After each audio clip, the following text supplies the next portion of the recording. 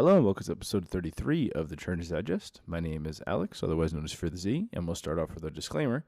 And I will be talking about taxes later, so this disclaimer is very important, putting this right up front, as I always do. I'm not a financial or tax advisor. This is not financial or tax advice.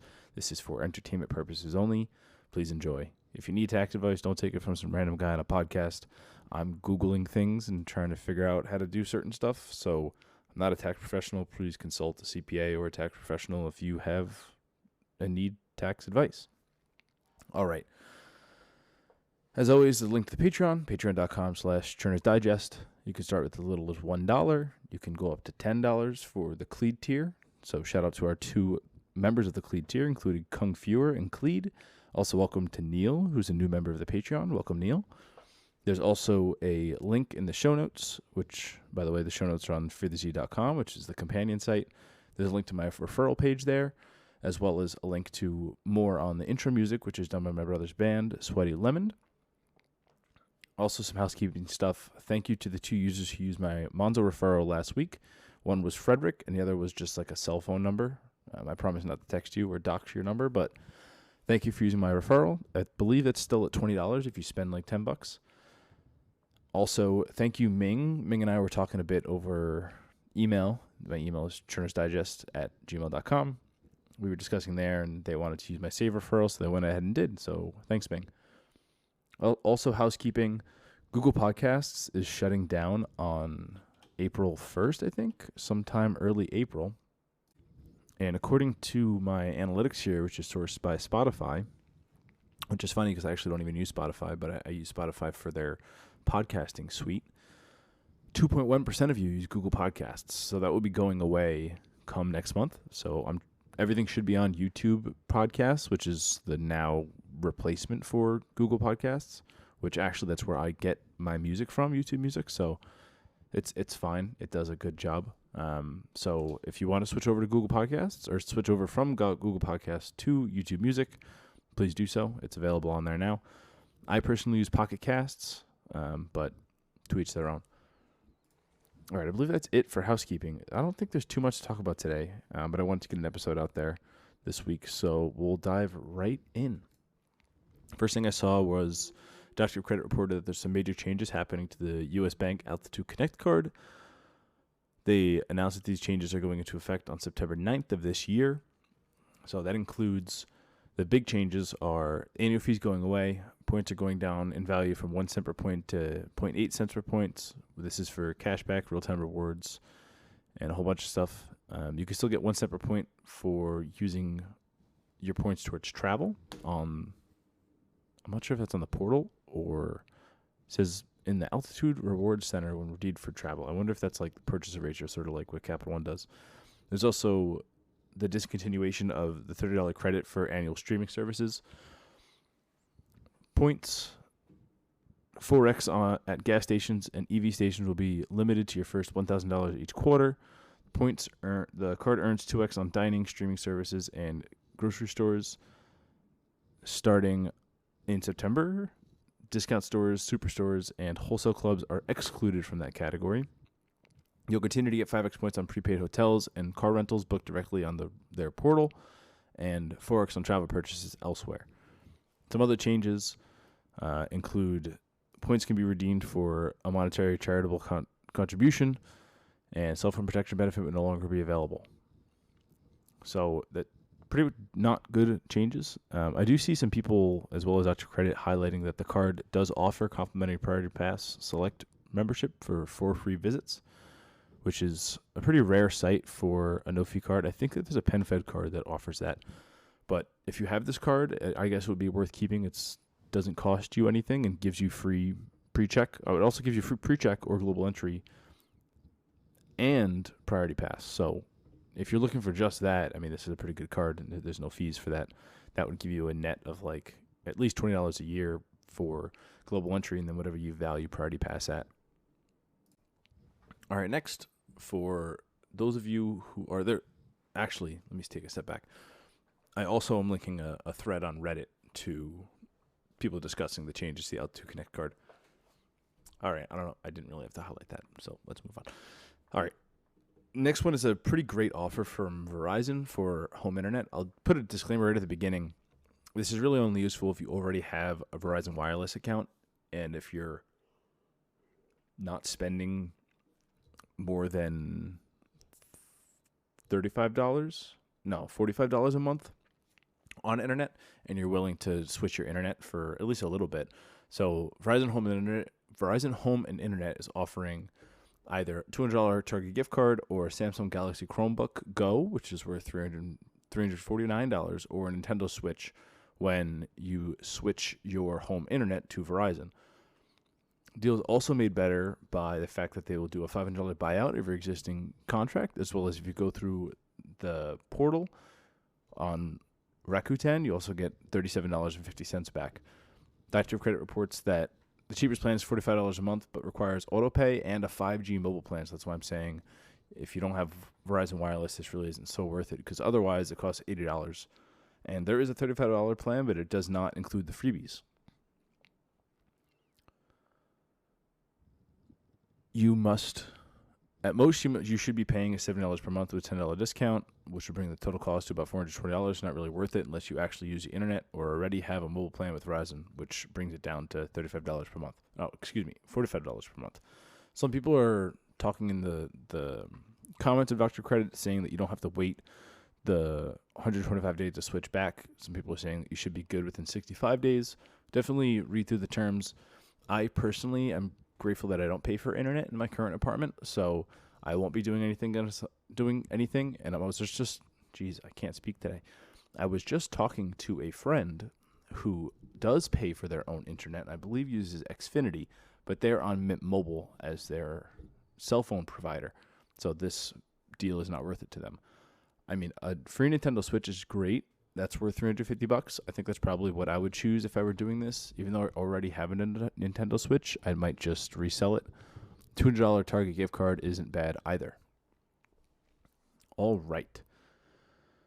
Next, we have a new card coming from Wells Fargo in the name of Wells Fargo Autograph Journey, which comes with a 60,000 point offer.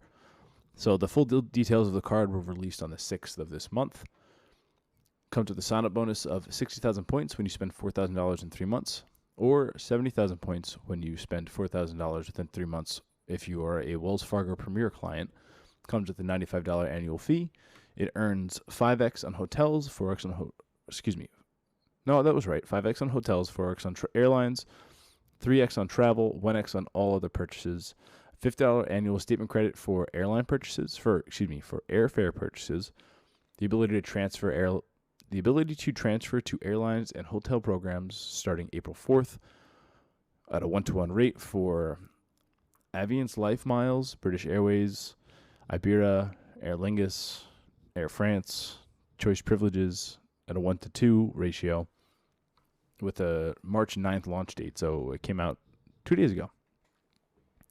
Some people are interested in this because we haven't really seen 5x on hotels unless it's through a portal. So this could be a decent offer if their transfer partners are decent.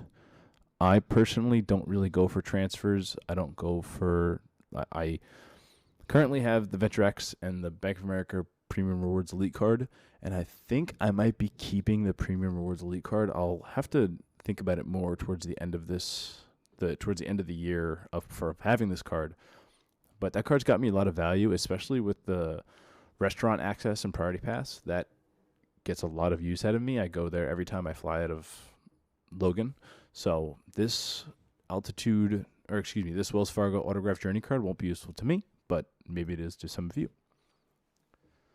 Next, I also link a discussion on our churning about this card if you're interested in that.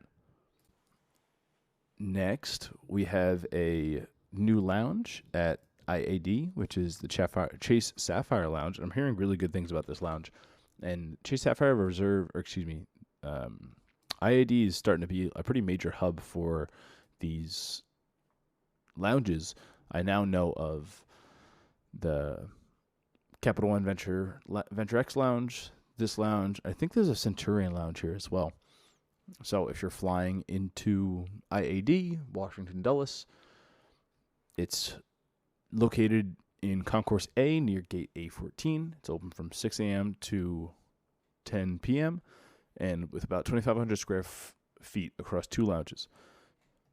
I know that, speaking of the Capital One lounges, those are becoming more and more crowded. I did not have that experience last time I was there, but I've been going at odd hours, so maybe during high capacity hours it's not as great.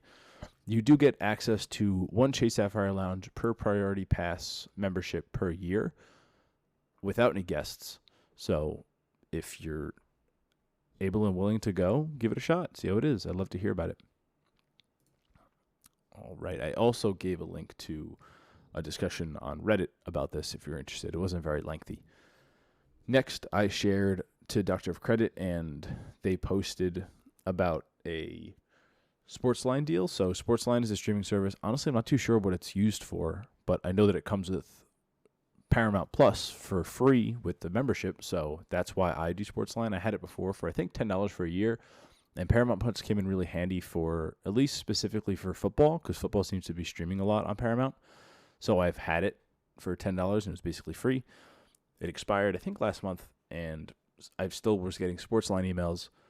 And Sportsline sent me an email saying that they had 70% off of their annual subscription, which comes out to $30 total, which I think is like $2.50 per month for the year. Also, if you go in and cancel, and you go in and try to cancel your subscription, once you have it, they'll offer you another 3 months for free. Don't do what I did, though. I went through, after getting the 3 months for free, I went through and canceled it fully because I just didn't want to have to remember to cancel it. But they've removed those 3 months that you get for free. So don't do that. Just set a reminder and cancel it later. But if you're interested with the extra 3 months, I think it comes out to $2 a month, so not too bad. Next, Axos has another checking bonus. These requirements are $1,000 per month for 3 months in direct deposits, and you'll earn $100 bonus per month. Now, I opened this back in, 2022. I did a $7,000 push from SoFi. I withdrew $6,900. Nice. And then it looks like, what is this? Almost 4 months later, I received the credit. I thought I had a hard time getting it from them. I think I had to call in a couple times, and I couldn't validate. They couldn't validate if... I don't remember what I had to call, but I do remember having to call, and I do remember that the customer service was fully overseas, very difficult to understand. Their app was horrible, but this was 2 years ago, a year and a half ago at this point, so maybe things have changed. But it's a pretty easy $300 bonus if you can meet the $1,000 direct deposit. And looking at recent data points, let's see what counts as direct deposits. I'm not seeing any super recent ones. Well, I'm not clicking through this, but it looks like all the ones that are reported on Doctor of Credit are counting, which include Ally, Capital One, Chase, SoFi, and a couple other random ones. So if you have one of those and need to do a direct deposit and can't do a real one, looks like those are triggering. All right. Next, I've reported on them a bunch of times, them being Oxygen Bank. And Oxygen Bank announced on the 8th that they will be ceasing operations. Effective March 16th, you'll no longer be able to deposit funds into your Oxygen account. They will also be ending the Total Rewards program on that date. On the 21st, all services in connection with your Oxygen savings account will be discontinued. On the 29th, all services in connection with your Oxygen deposit account will be discontinued and your accounts will be closed. I mean, this bank pretty much became a nothing burger a while ago. They very much gutted their rewards program. They were offering some dollars off for any food purchase, so it was useful for coffee. I can't speak tonight. That was useful for coffee, but they removed that. They also changed from a system of turn on whatever offer you have and it'll permanently stay activated, but then they changed it to more like Albert and Cash App, where you have to activate it before the purchase, which is annoying. Also, they changed it from categories as the rewards to specific merchants. So like the dollar food and coffee would be anything that came through as dining. Now it changed to, I think it was $1. It was also at a minimum of $3, I believe, to get that to trigger. Then they changed it to a minimum of, I think, $10 spend, and it had to be at like Starbucks or a particular establishment. So the end of their days were coming soon, and it looks like that has decided to be March 29th. I gave a link in the show notes to a couple of my posts that I discussed them, one from 2022, where I gave some pretty in-depth conversation about the account as well as the unboxing experience for the $200 debit card that they're offering. That's still one of my nicest cards that I have. I'm glad that I was able to get that while they were still around. Unfortunately, I didn't get to get their air or their water debit cards, but you had to unlock each one and pay for each one individually, and I didn't go through the trouble of doing that. I'm still trying to source those card images, so if anybody does have water or air, please reach out. I'd love to get them from you. I have a whole write-up on how to do that. It's pretty easy as long as you have a Touch ID-enabled MacBook. All right, next. I'm not going to get political, but I was watching the State of the Union, and President Biden referenced this bill from Bob Casey about shrinkflation. And I was like, what? There's a bill trying to stop shrinkflation? I was surprised to hear that. And there's some pretty huge takeaways in here. I mean, I'll give a link to this write-up as well as a link to the actual full report. And what I thought was pretty damning was, according to the report, which also says, according to the government data compiled in Casey's Greedflation series from June 2020 through June 2022, inflation rose by 14% while corporate profits rose by 74%. Federal Reserve research found that profits accounted for all inflation.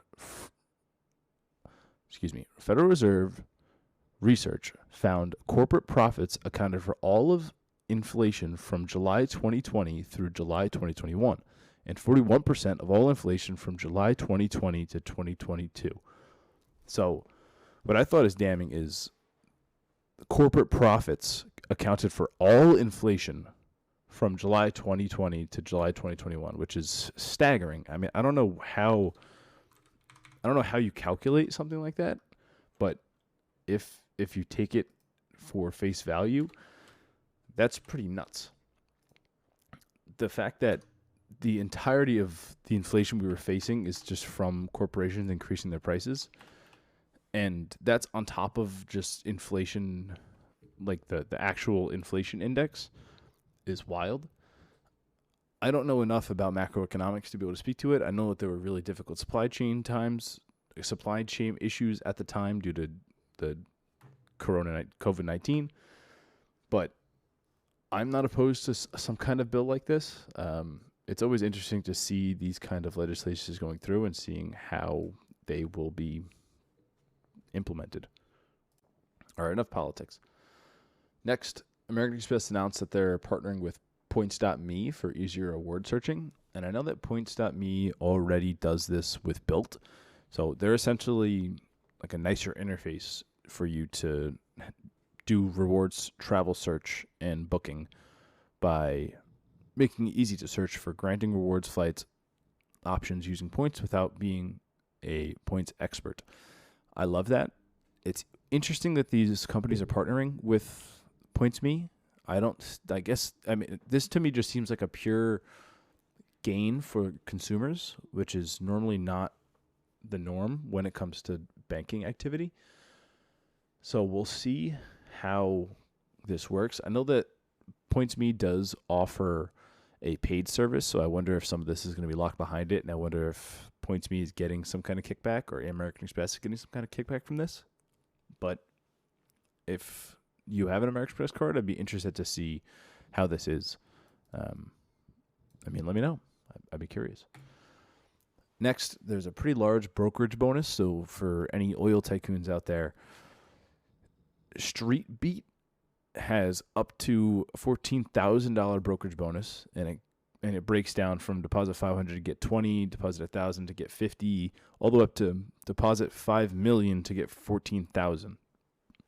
This also comes with a referral bonus where if you use the referral if the person using the referral gets a random bonus between $20 to $5,000, and the person signing up to be an active subscriber will need to do it for at least 100 days. Something to note that there's a monthly fee of $20 and annual fee of $160 involved with this. So you better be getting some value out of this deposit you're putting in there. I won't be doing this. I'm still sticking with my Merrill Lynch account, trying to get Platinum Honor status. I'm slowly making my way there, especially with good market performance.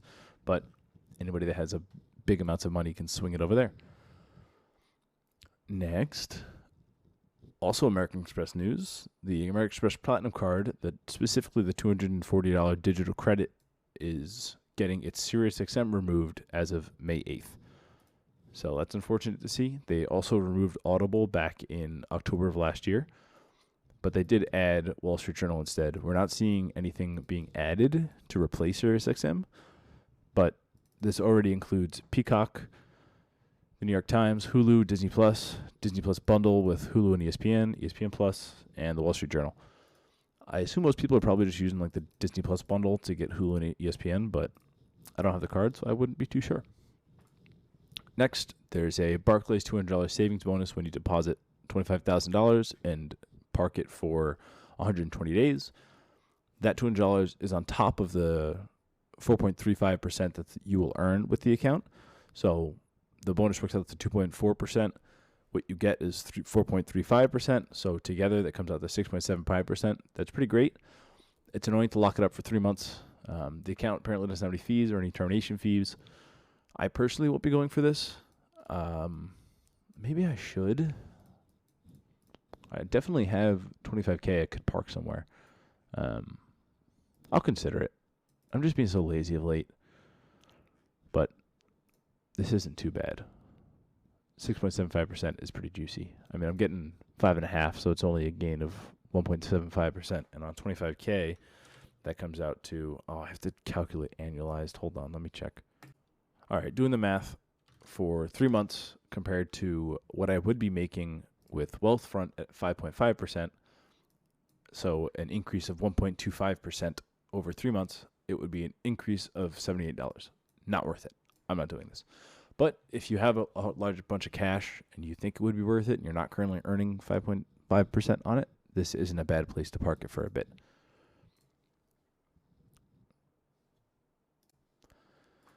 Another rip to the industry. Juno announced that they have a new bonus structure for the bull market. They're really targeting this as the market is changing, rates are going to start going down, and because of that, they are changing their bonus, which is what they call their interest, which is so weird that they call it a bonus and they just don't call it interest, they call it a bonus. But previously you were earning 5%. Well, all right. Previously, sorry, let me go back. Previously, 3 previouses ago, you earned 3%, I think, on all of your balances. And then they introduced 5% on all your balances. And then they introduced 3% up to, or 5% up to, I think, 25,000, and then 3% above that. And then they said, sorry, we took 5% away from everything. Here's 5% again for everything. And now they're back to a new change, which is 5% only on your first 5,000, and then no interest on anything else after that. They're definitely highlighting their on-chain, so they're really highlighting their crypto side of things. I'm not a fan. I don't want to have anything to do with crypto. As we'll discuss in a little bit here, I lost money, a decent amount, on Voyager going under, so I don't love crypto. I do need to buy some Bitcoin just to hold on to it, just to see what happens. I think I have like a couple thousand stats or something, whatever the heck they're called. But Juno's definitely calling out their crypto advantages. It looks like they're trying to get out of the banking sector, and maybe they're just not making enough interest on it. Who knows? So it's sad to see another one go, but some alternatives that are great are Wealthfront that I mentioned, Upgrade, which is at, I think, 5.12%, 5.21%. Some big boys like Capital One, Discover Savings. There's a bunch of them out there that give good interest rates. And then finally, before we talk about taxes, just for a little bit, there is a California Bay Area only checking account that's just giving a free $200 if you open the account. I'm not in that area, but if you are, it's literally a free $200. There's links in the show notes. You just open the account. It's with Star One Credit Union. Go at it.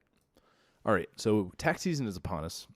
And as I mentioned, I lost, I think, around like $3,000 on Voyager going under, which all things considered isn't too bad. I think they paid out like just under 40%. So I was trying to figure out what am I supposed to do with this loss of funds, because I lost it in 2022. They froze my assets in 2022. And then 2023 they paid out like 30-something% of it. So in 2023 is when I saw this loss of whatever the amount is, $3,000. And reading around, I saw some places recommending it to write it off as a theft or like a Ponzi scheme, which didn't seem to work. I used Free Tax USA, and it wanted like a address of the property and the date of purchase. So that didn't work. So I wound up going through and using a capital gains loss for it. I'm not a tax professional. This is not tax advice. I don't know what I'm doing. I think that's the best way to do it. I think that's how it should be done. I know that my mom pays a CPA to do her taxes, and I also got her into Voyager, and I lost her some money. So I'm going to wait to file my taxes until she files her taxes, so I can kind of just cheat on my neighbor's desk and see what they did for it. I do know that because of my churning activities, I have like around $8,000 of interest, miscellaneous, and capital gains untaxed income. So my tax bill is usually pretty big, but I do have to meet the Bank of America Premium Rewards sign-up bonus, so I'm just holding out for that. So if anyone has any thoughts that are different to what I'm doing for Voyager, writing it off as a capital gains loss, I'd love to hear it. I'm not going to constitute it as tax advice. I'm not giving tax advice. I'm just chatting about what I'm doing for taxes. Sorry to say that a bunch, but I don't want to get myself in trouble. And then finally, I know I teased a concierge itinerary for my Bank of America Premium Rewards Elite card. I've only received 2 of the 3 cities that I'm going to's itinerary, so I'm going to wait until I get all 3 and then discuss with my travel buddies to see what we think of it and just give my opinions on it. But that's about it. Thanks for listening to episode 33. The show doesn't get too much traction. I don't like being the guy that is like, oh, I have a podcast. Here it is. So I don't really discuss it too much. I don't advertise it too much. I used to share it on Reddit on our churning, but they didn't love it too much. Maybe I'll start posting there on the weekends just to like try and gain some traffic. But if you like the show, share it around. People don't have to subscribe to the Patreon. I just enjoy doing this, and the more people that listen to it, the more motivation I get. So always appreciate everybody listening. Thanks for sharing around, and have a nice week.